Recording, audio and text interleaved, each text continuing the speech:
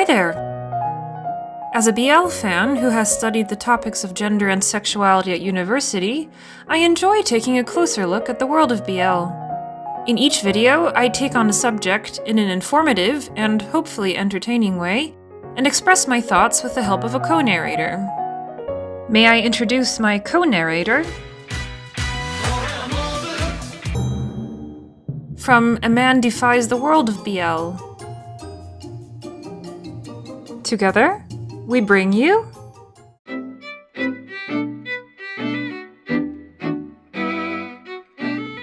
This is my baseline video, where I set the definitions of various terms surrounding the topic, so that it is clear in other videos what I mean by them.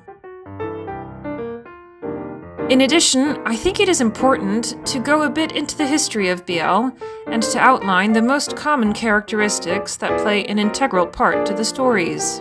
But also to show how much BL has changed and continues to evolve with time.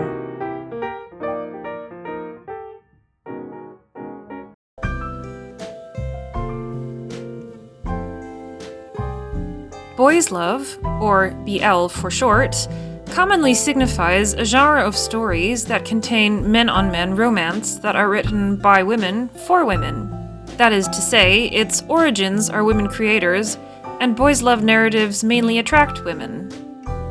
This is only a basic, surface-level definition of the term and its genre, though. These kinds of creations have existed around the whole world, and arguably have sprung up in different places independently of each other. My focus is on the boys' love culture in Asia, also sometimes referred to as Yaoi. What we are looking at is half a decade worth of stories in various different media, from mangas, novels, fanfiction, webtoons, fan videos, movies, and series.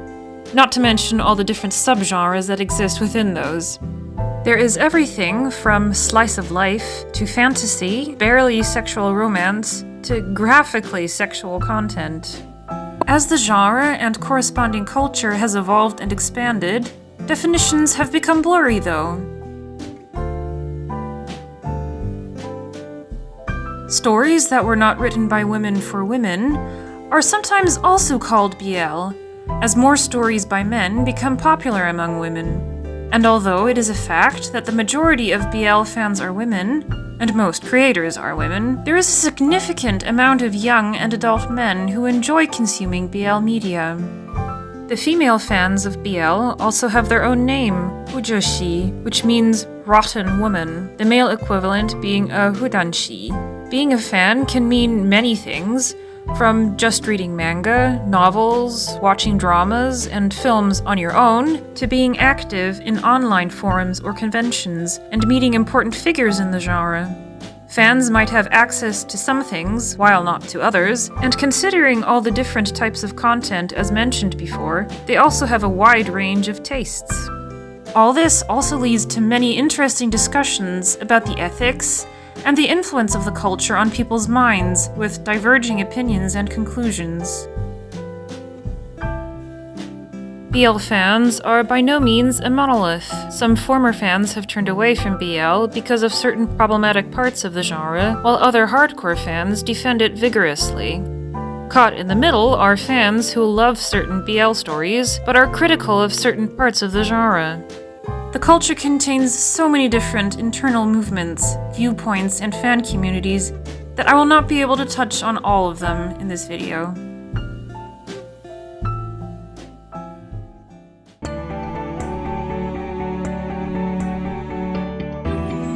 The yaoi, or BL genre, contains several recurring characteristics in regards to both the characters and the storylines. What is possibly the most prominent feature of the main characters is that they are often conceived within the roles of seme and uke, or top and bottom. These fixed roles not only apply to their sex lives, but also carry distinct qualities which influence how they act and how the story unfolds. The seme is usually the more active figure, dominant, authoritative, sometimes also with actual authority over the uke, courageous and strong-willed, which can also go so far as to make them inconsiderate, aggressive, possessive, unrelenting, and downright abusive. The uke, on the other hand, is usually more passive, submissive, fearful, in need of protection, and might end up accepting the abuse they receive.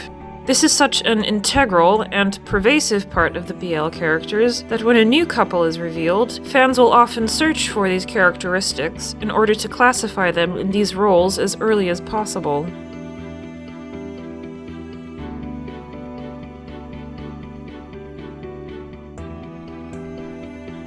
Some people say that these binary roles fall into a heterosexual type relationship, wherein the seme is the man and the uke is the woman, with the important distinction that these qualities fall into a very reductive, cliché, and importantly media-driven and created picture of a heterosexual couple. This does contain a lot of truth, especially in regards to the next common characteristic of a boy-on-boy or man-on-man romance, which is that the story follows a narrative where actually a girl or a woman could also take the place of the ascribed bottom. The stories appear more as female fantasies and usually do not contain any LGBTQ spaces or characters outside of the BL couples. This means that the characters also often do not identify as gay or bisexual, or when they do, they are not shown to have much contact with other members of the LGBTQ community, which is quite often also the case for the creators. The whole "I'm not gay, I just like you" trope. This very obvious kind of storytelling does have some relevant background though, which I am also planning to dedicate its own video to. Another integral part of yaoi is that it also heavily leans on the beauty of the characters, describing the characters as incredibly beautiful or handsome, or even considered the most handsome among their peers, and this sometimes being the main reason for the characters developing feelings for each other. The characters ascribed the top position with a more muscular, size-related physique, and those ascribed the bottom position with a bishonen, an ideal male beauty, which is often androgynous or considered partially feminine. I would like to make clear that I do not mean that these characteristics are inherently bad or harmful. I believe that they go deeper than I can explain right now, and the reasons they exist are more nuanced than to just condemn them. Any discomfort or dislike of them is completely understandable and valid, but there is more to them than just what I have summarized here. And while these are very recognizable characteristics of BL, they are slowly fading away and making way for more inclusive and diverse narratives. It is quite possible that with time, and the evolution of the genre, that these characteristics, which are currently still integral to BL, will just define a minority of stories or even be retired altogether. I can't see into the future, but from what I can see of the stories that have come out more recently, times are changing, and people along with them. In a few years, I might need to make it a new video to redefine the genre.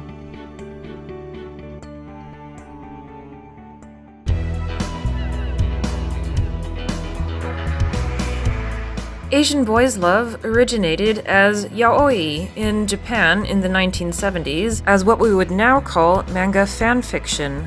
Women would take their favorite male characters from already existing mangas and make their own mangas, pairing the male characters together. Manga allows for the creators not only to tell their own stories, but also to visually design their characters. It's a highly creative, but also time-consuming work, especially considering that the first works were published in magazines that were produced by the women themselves. The yaoi mangas then spread to other countries as media from Japan became popular internationally. They remained within the fan groups and the grassroots productions, but greatly expanded in content and media forms. As yaoi spread to the sino-linguistic sphere, novels and fanfiction novels emerged in the genre.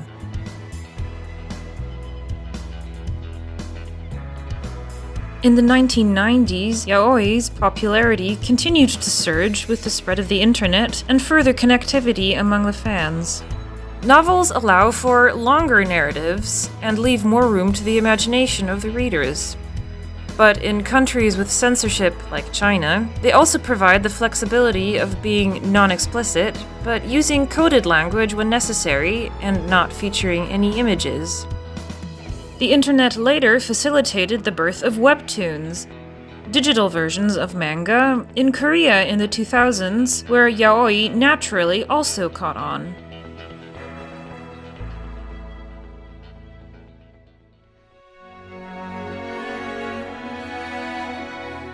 Same-gender romance was still sparse in film and drama productions in Asia up until the 2010s, and they were mainly independent queer movies that did not gain much attention outside of the LGBTQ community and film awards, and would not be considered BL stories by the aforementioned definition. In 2014, the year where the Thai TV series Lovesick, the series, came out, was the year when BL stories became visible outside of the fan communities. Since then, several countries, though mainly Thailand, Taiwan, Japan, China, Korea, have produced small and big BL productions.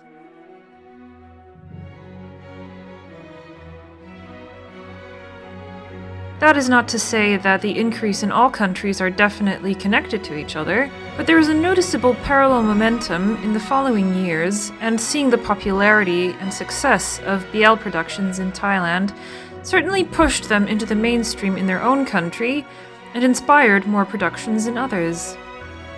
The only country with a diverging path from the rest is China, where the popularity of BL attracted further negative attention of the censors. Since the summer of 2017, censorship has banned all LGBTQ content from public broadcasting. This has not stopped the production of BL dramas, though, and their stories have simply adapted to the censorship.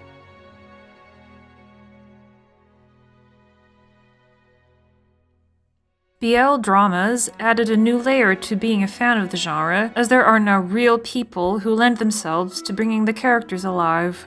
Fans can get attached not only to the love and the stories of the characters, but also to the handsome men who play them and the chemistry that couples them together on screen. As the number of productions has increased and BL has become more commercial, this has caused the emphasis to fall on the actors and their chemistry together on and off screen, especially in Thailand, but also in other countries. So-called fan service is usual for most larger BL productions, where the actors need to continue to show their chemistry in real-life settings. In some cases, chemistry has overtaken the actual story of a couple, as popular couplings of actors work together in multiple productions, which are mainly sold for the couples and not the love stories, unfortunately. One of the downsides of this is that fans can become too attached and too demanding of the actors, and the actors are tied inextricably to their BL personas. And what are the consequences of being a BL star for the actors and their personal life and career? I hope I can dive into this topic in a different video as well.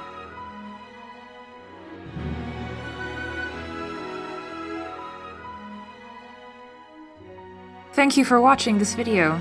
Let me know what you think in the comments below, and subscribe if you liked it.